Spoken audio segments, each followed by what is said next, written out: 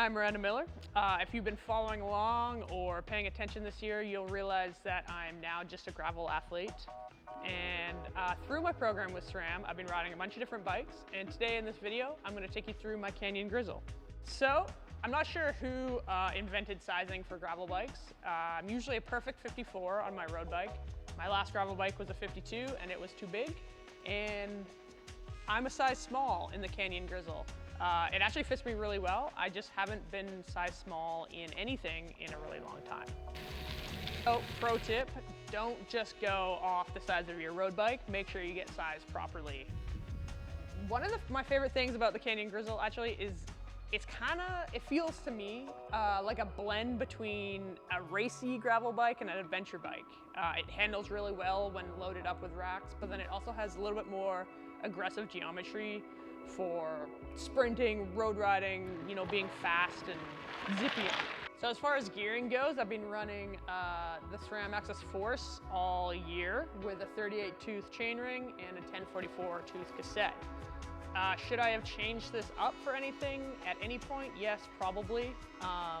For the Yomp rally, I was climbing close to 14,000 meters in just over 3 days, and I really wish that I had put an Eagle cassette on and had that 50 tooth, and just so I could have spun up some of the hills when I was all blown up. Not only did I do a big sort of ultra adventure race, I also did more your traditional style racing on it. So I did Finland gravel and steamboat gravel. Didn't change my gearing for that either, mostly because I didn't know what to change it to.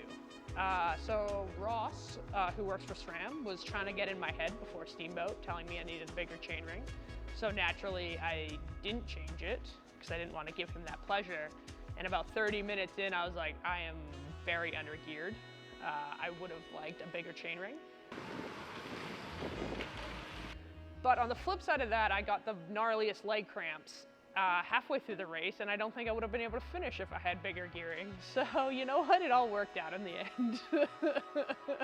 I believe ride wrap is key on all your bikes, but I believe that is especially key on your gravel bike. If you even think about putting a bag on your gravel bike, you need to protect your frame. I only did, like I said, the 3 or 4 days of the Yomp, and I completely wore through my protection on my head tube. And it would have been super gnarly if I hadn't had that plastic film there. It would have just been right through the carbon. Like I said, this bike handles really well loaded up. So for the Yomp rally, I had a rear tail fin rack, which I borrowed from a buddy, which was actually super sick. It kept all the weight in the back, super easy to get to. Then I ran a small frame bag and a handlebar bag. Some bikes, it was like my old gravel bike, it almost felt better when it was loaded. Where this bike, it feels really good, it's stable, it descends well loaded, but then it also, unloaded, it still feels almost like more like a road bike. This year I ran both the Zip 101 Explorers and the Zip 303s. Because this bike does feel a little more aggressive, I've actually found that I've been using it more for just road riding and doing intervals, and so I've been leaning more towards the 303s. The 101s are definitely nice if it's like a pure off-road scenario, but most of the riding I'm doing, like even the Yomp, it was 60% road, so I've been leaning towards the 303s for kind of a little bit quicker, snappier, more responsive wheel. So for my cockpit, I've been running the Zip Service Course Explorer handlebar at a 42 centimeter. Again, that's really nice. It's like pretty compact, aero, good for sprinting. I think if I was doing more adventure style riding with this bike, I would actually run a wider handlebar because you can fit a bigger bar bag. Like I did find I was pretty limited in space for the Yomp, trying to like stuff my bar bag. So what's nice about this frame is that you can fit pretty wide tires in it. I've been swapping between the Maxxis Receptor and the Maxxis Rambler. This Receptor, it's kind of like a semi-slick, and that's what I ran for steamboat gravel. Fast rolling, durable. I put the 40C on a little bit quicker. I didn't need a super wide tire for that course. For the Yomp, I believe I had the Rambler, which in a 45, so more tread, a little more aggressive, better off-road.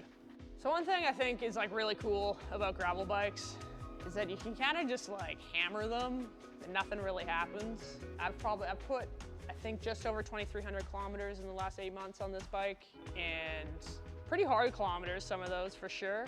And the only thing I think I've changed is my bottom brackets and my headset. I mean, not that I'm encouraging using and abusing, but like, if you're gonna do it on a gravel bike.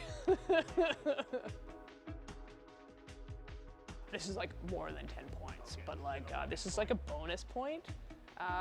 So I actually ran the Reverb Explorer Dropper Post all season, and I'm a big fan. You know, you're descending, you get that little more clearance, you're in your drops, it feels like you can just ride so much faster. And during the yomp, it was cool. It was almost just nice to like break things up a bit, drop the seat, stand up, try and stretch the legs out, and it worked. Still worked with the rear rack and everything. Yeah, I just always have it on. Even in steamboat gravel, there was a couple descents that were like loose gravel, sort of downhill, a couple turns, and yeah, I just dropped my seat, leaned the bike more. I felt like I could get better traction, and yeah, you could just rally a little bit harder. And I feel like me doing these gravel races, it's like so hard for me to like ride this distance at a fast pace. And so my mentality the whole time I was doing these races was like, any opportunity I had to get like free speed or like free, you know, like an easier 5K, like anything I could do to make this like daunting task of like 160K a little bit easier, I was all in on it. So if I could do those descents faster, that means I was ending faster.